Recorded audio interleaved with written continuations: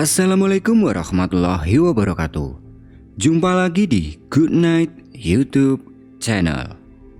Apa kabar nih teman-teman? Semoga kalian yang menonton video ini selalu diberi kesehatan dan dilancarkan rezekinya. Pada kesempatan kali ini aku akan menceritakan pengalaman horor dari pendaki Gunung Ciremai. Kisah ini dialami oleh Ari ketika melakukan pendakian ke gunung tersebut pada tahun 2019 lalu. Jadi, waktu itu si Ari ini mengalami sebuah kejadian yang horor banget. Sampai-sampai itu membuatnya kapok kalau harus mendaki ke Gunung Ciremai lagi. Di pendakiannya itu dia sempat bertemu dengan sosok. Entah itu sosok atau bukan, tapi yang jelas sosoknya ini sangat mirip dengan manusia, tapi gerak-geriknya sangat aneh, seperti bukan manusia. Dan sosoknya ini terlihat sedang menggendong bayi. Entah itu bayi mau diapakan oleh sosok atau orang itu. Untuk cerita lebih lengkapnya silakan simak video ini sampai selesai.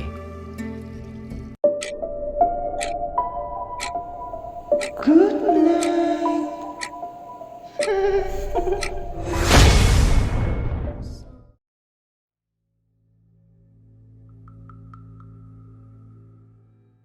Awalnya, Ari ini sama 5 orang temannya. Mereka berencana untuk mendaki ke Gunung Ciremai. Sebenarnya sudah sangat lama mereka berenam ingin naik ke Gunung Ciremai, tapi baru kesampaian sekarang ini. Waktu itu kalau tidak salah hari Senin. Mereka berenam berkumpul di rumahnya Ari untuk mempersiapkan peralatan yang akan dibawa ke Gunung Ciremai. Mengingat gunung ini memiliki ketinggian lebih dari 3000 meter, jadi mereka benar-benar menyiapkan peralatan lengkap.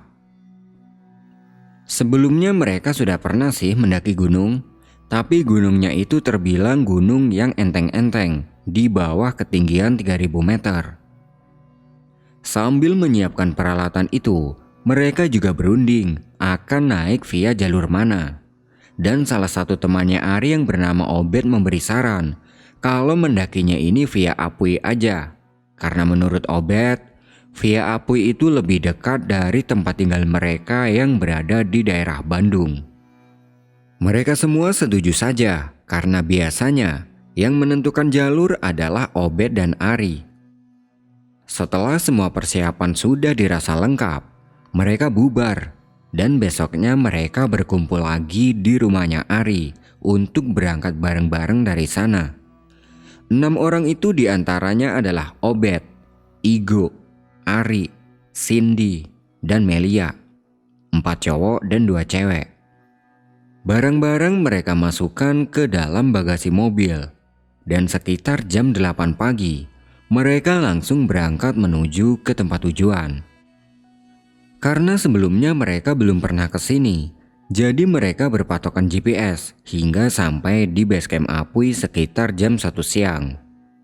Cukup lama juga sih, karena beberapa kali mereka ini berhenti di pinggir jalan untuk istirahat dan mencari titik lokasinya. Mobil diparkir dan mereka datang ke pos untuk meminta izin. Setelah izin diberikan, mereka istirahat dulu sambil ngobrol-ngobrol dan mengecek ulang perlengkapan. Setelah semua sudah dirasa siap, pendakian dimulai sekitar jam 3 sore. Sebelum mulai melangkah seperti biasa mereka berdiri melingkar dan berdoa. Setelah itu, perjalanan dimulai melewati ladang warga dengan kondisi jalur yang masih cukup landai. Singkat cerita, sampailah mereka di pos pertama. Karena hari sudah sore, di situ mereka berhenti dulu dan berunding untuk bermalam di mana.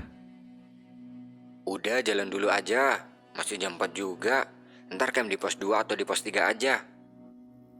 Jauh nggak Bet ke pos 2-nya? Kayaknya sih enggak. Kemarin aku lihat di internet. Yaudah yuk, kalau gitu lanjut jalan lagi. Mereka berdiri dan melanjutkan perjalanan. Karena jalurnya masih terbilang enak, mereka berjalan dengan posisi seperti awal hingga di pos selanjutnya sekitar jam setengah 5 sore. Di sini mereka berhenti sebentar untuk mengatur nafas. Dan karena hari masih terang, mereka memutuskan untuk lanjut jalan lagi hingga sampai di pos 3. Karena setelah pos 2 ini jalurnya sudah terlihat menanjak dan rimbun, mereka mengatur formasi. Obed berjalan di paling depan dan Ari di paling belakang. Sementara dua cewek berjalan di barisan tengah. Di tengah perjalanan menuju ke pos 3 ini, mereka sedikit mendapat kendala karena kakinya Cindy tiba-tiba terkilir dan mengharuskan mereka berhenti cukup lama untuk menunggu kakinya Cindy membaik. Sin, masih kuat nggak kalau lanjut sampai pos 3? Masih jauh nggak ke pos 3? Kayaknya sih enggak. Ini kita udah jalan lama banget soalnya. Apa kita camp di sini aja? Jangan, tempatnya nggak bagus. Ntar malah kita yang kesusahan. Emang lu masih bisa jalan? Bisa kok, tenang aja. Kita jalan sampai pos 3, baru ngecamp. Matahari mulai surup. Cindy berusaha berdiri. Semua penerangan disiapkan dan mereka melanjutkan perjalanan. Formasi berjalan mereka tidak seperti tadi. Cindy yang jalannya masih pincang, dia minta untuk jalan di paling depan, dibantu oleh Igo dan Melia. Sedangkan Obed berjalan di paling belakang bersama Ari. Dalam perjalanan, terdengar dari belakang Obed memanggil Ari. Ari. Spontan Ari nengok ke arah Obed. Ada apa, Bet? Apaan? Lah, lu tadi manggil gua. Siapa yang manggil? Gua kagak manggil. Ari merasa bingung, tapi dia tidak begitu memikirkan soal itu, karena mungkin tadi dia ini hanya salah dengar. Lalu, Ari, berhenti dulu. suara Obed terdengar lagi dan sangat jelas. Ari nengok lagi ke arah Obed. Apaan? Apaan sih lu? Kagak jelas banget. Lah, bukannya tadi lu manggil gua? Kagak, gua kagak manggil. Ari semakin bingung, dan kali ini menurut Ari bukan salah dengar. Ini Obed lagi ngerjain gua atau gimana sih? Pikir Ari. Karena jalan mereka waktu itu sangat lambat, Ari merasa sedikit kesal karena itu membuatnya menjadi capek. Beb, sebat dulu yuk, biarin yang lain duluan. Ayo, kebetulan udah sepet banget nih mulut. Ari teriak ke teman-temannya kalau dia akan berhenti dulu untuk sebat dan yang lain tetap jalan pelan-pelan. Ari dan Obed kemudian duduk di sebidang tanah datar dan mengeluarkan sebatang rokok masing-masing. Ketika sedang ngobrol sambil menikmati rokok, samar-samar Ari melihat ada orang yang sedang jalan dari bawah. Karena waktu itu kondisinya setengah gelap, jadi orang itu tidak terlihat begitu jelas.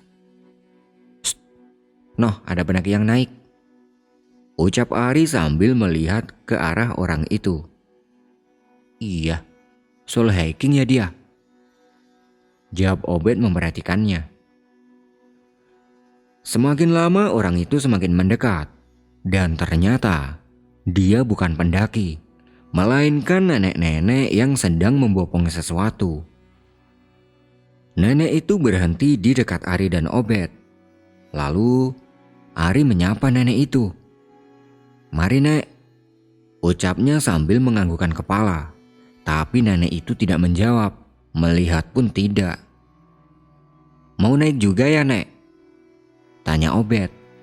Dan nenek itu tetap tidak menjawab dan tidak melihat ke arah mereka. "Shh, siapa?" tanya Obed berbisik. "Gak tahu," jawab Ari. Mereka berdua sedikit takut dengan tingkah aneh nenek itu. Lalu nenek itu berjalan mondar-mandir di depan mereka. Karena mungkin tadi tidak mendengar, Ari menyapanya lagi. "Istirahat dulu, Nek." Dan tetap saja tidak dijawab. Nenek itu sekarang jalan mondar-mandir di depan mereka berdua sambil membopong sesuatu yang ditutupi kain hitam. Ari dan Obed sudah tidak berani menyapanya lagi, dan tanpa sengaja Ari memperhatikan apa yang sedang dibopong nenek itu. Tahu nggak apa yang nenek itu bopong? Ternyata yang dibopong nenek itu adalah bayi. Ari benar-benar merinding, dan sepertinya Obed juga udah tahu kalau yang dibopong nenek itu adalah bayi yang dibungkus dengan kain hitam.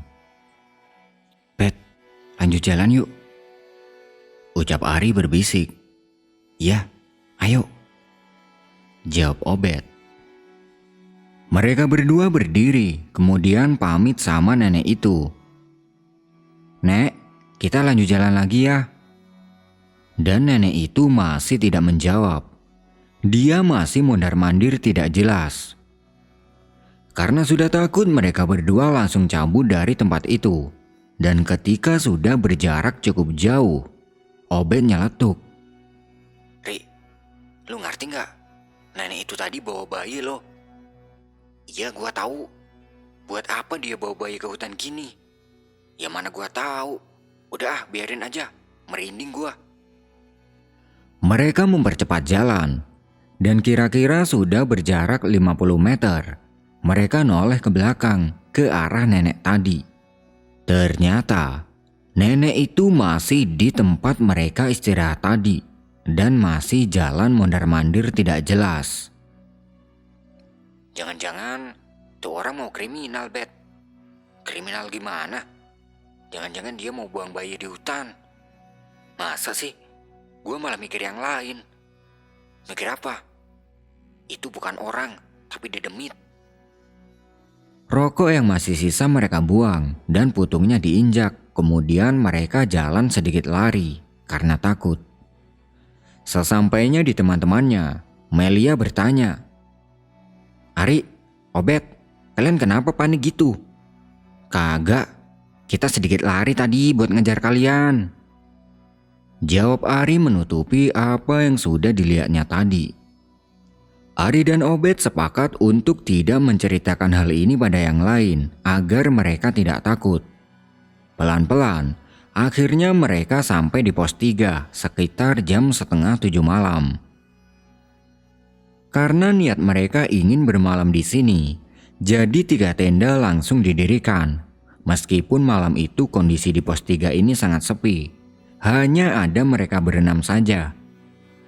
Setelah tenda sudah didirikan, mereka masak-masak dan makan, dan malam itu kondisi kakinya Cindy udah membaik. Malam semakin larut. Satu persatu dari mereka masuk ke dalam tenda untuk tidur, kecuali Ari dan Obed. Mereka masih asik di luar tenda sambil ngopi. Tidak lama kemudian, Ri, denger nggak? Iya nih, kok ada bayi nangis ya? Merinding gua, Ri. Masuk tenda aja yuk. Yaudah, ayo. mereka berdua masuk ke tenda yang berbeda. Karena waktu itu mereka hanya membawa 3 tenda yang berkapasitas 2 orang. Tenda pertama ditempati oleh Cindy dan Melia. Tenda kedua ditempati Igo dan Obed. Sedangkan di tenda ketiga ditempati oleh Ari dan Arif. Di dalam tenda, Ari masih mendengar suara tangisan bayi itu yang semakin lama terdengar semakin dekat. Di sini Ari berpikir, apa mungkin ini bayi yang digendong nenek tadi? Tapi ya udahlah, karena takut dia berusaha tidur dan tidak mendengarkan suara itu. Suara bayi itu terbawa ke dalam mimpi. Di dalam mimpinya, Ari masih berada di pos 3, tapi tidak dengan teman-temannya.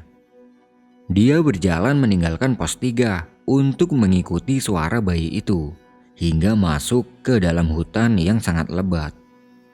Cuaca sangat berkabut dan udara dingin tidak dia rasakan. Ari berjalan ke sebuah pohon karena menurut Ari, suara tangisan bayi itu bersumber dari sana. Tapi sesampai di pohon itu tiba-tiba suara tangisan bayi berpindah ke arah pohon yang berbeda. Ari berjalan lagi mengikuti suara tangisan itu, dan suara itu berpindah lagi ke pohon yang berbeda. Ari masih tetap berjalan mengikuti suara tangisan itu. Ini udah pohon yang kelima yang dia datangi. Di balik pohon terakhir ini, dia melihat ada sebuah batu gepeng yang terdapat tulisan di tengahnya. Dan kali ini suara tangisan bayi itu bersumber dari arah balik batu tulis tersebut. Tidak ada rasa takut sama sekali. Ari berjalan menuju ke batu itu, dan dia dikagetkan oleh pemandangan yang sangat menyeramkan. Di balik batu tulis itu, ada seorang nenek-nenek yang mengenakan baju hitam lusuh yang sedang mengelus-elus kepala bayi di pangkuannya. Di antara nenek ini ada 2 ekor harimau yang sedang tidur lelap. Melihat keberadaan 2 ekor harimau itu, Ari kaget dan dia udah mau lari dari tempat ini. Tapi sebelum lari, nenek yang tadi memangku bayi itu tiba-tiba menoleh ke arah Ari sambil menyeringai. Wajah nenek itu sangat menyeramkan, hitam dan keriput. Tanpa berpikir panjang, Ari langsung berlari meninggalkan tempat itu. Dan baru saja beberapa meter dia berlari, dia bangun dengan nafas yang sangat berat. Astagfirullahaladzim, mimpi apa gua tadi? Batinnya. Masih dengan nafas berat, dia duduk dan minum beberapa teguk air. Setelah itu dia melihat jam yang sudah menunjukkan jam 4 subuh. Ari langsung membangunkan Arif dan dilanjut membangunkan teman-teman lainnya untuk bersiap-siap melanjutkan perjalanan naik. Setelah semuanya sudah bangun, mereka membuat minuman hangat sambil mengemasi barang masing-masing. Setelah beres, mereka kembali melanjutkan perjalanan. Dan singkat cerita, sampailah mereka di pos 4 sekitar jam 6 pagi. Di pos 4 itu, mereka istirahat cukup lama, sekalian masak makanan untuk sarapan. Sampai di sini Ari masih kepikiran tentang mimpinya semalam. Dan kalau diingat-ingat, nenek yang tadi ada di mimpinya itu mirip banget sama nenek-nenek yang dia temui di jalur kemarin. Ari merahasiakan ini pada teman-temannya. Setelah selesai sarapan, mereka santai-santai sebentar. Kemudian perjalanan dilanjutkan menuju ke pos selanjutnya. Mereka berjalan dengan posisi awal. Obed di paling depan dan Ari di paling belakang. Pos demi pos mereka lewati dan tanpa ada kendala apapun. Kondisi kakinya Cindy pun sudah pulih. Dan singkat cerita, sampailah mereka di pos terakhir, yaitu pos Gua Walet. Mereka sampai di situ sekitar jam 11 siang. Di sini mereka berunding, mau ke puncak siang ini apa nunggu besok. Nah, mengetahui kalau jarak dari Gua Walet menuju ke puncak ini tidak terlalu jauh, Obed memberi saran agar naik ke puncak siang ini aja, biar bisa menikmati pemandangan sunset di puncak Gunung Ciremai. Dan kalau mau melihat sunrise, besok bisa naik lagi. Oke lah, mereka semua setuju. Kemudian 3 tenda didirikan di pos itu. Setelah selesai didirikan, mereka santai-santai sebentar untuk mengumpulkan tenaga sebelum naik ke puncak. Tepat jam 12 siang mereka berenam lanjut berjalan ke puncak dan meninggalkan tendanya di pos itu. Ternyata, perjalanan menuju ke puncak tidak semudah yang mereka bayangkan. Jalan yang sangat menanjak dan cukup licin oleh pasir membuat mereka kesusahan untuk berjalan. Tapi dengan susah payah, akhirnya mereka sampai di puncak Ciremai tanpa ada kendala apapun. Di puncak terdapat beberapa pendaki yang sedang asyik berdokumentasi, dan mereka juga tidak mau melewatkannya. Mereka berfoto-foto, dan niat mereka untuk menikmati sunset itu batal. Karena waktu itu kondisi di puncak cukup panas. Akhirnya, terpaksa mereka kembali turun Dan kalau besok masih kuat, mereka berniat akan naik lagi. Tapi sesampai di tempat camp, niat mereka untuk naik lagi besok itu pun batal. Karena mengingat jalan menuju ke puncak tadi cukup berat. Akhirnya gak apa-apa lah. Meskipun tidak bisa menikmati sunrise di puncak Ciremai, yang penting mereka berenam sudah menginjakan kakinya di puncak itu. Sore itu mereka menghabiskan logistik yang masih tersisa dan menyisakan sedikit untuk sarapan besok. Terlihat beberapa pendaki lain juga melakukan kegiatan yang sama. Malam harinya, ketika yang lain ini sudah pada tidur, Ari sedikit bercerita ke Obed tentang nenek yang menggendong bayi dan mimpinya itu. Dari awal gue udah mikir kalau nenek itu mungkin bukan orang. Sama Bet, tapi aku masih gak habis pikir. Kok bisa-bisanya aku mimpi ketemu nenek itu? Mungkin sebelum tidur elunya masih mikirin kejadian itu, makanya sampai ke bawah mimpi. Tapi suara tangisan bayi yang kedengeran sebelum gua tidur itu dari mana?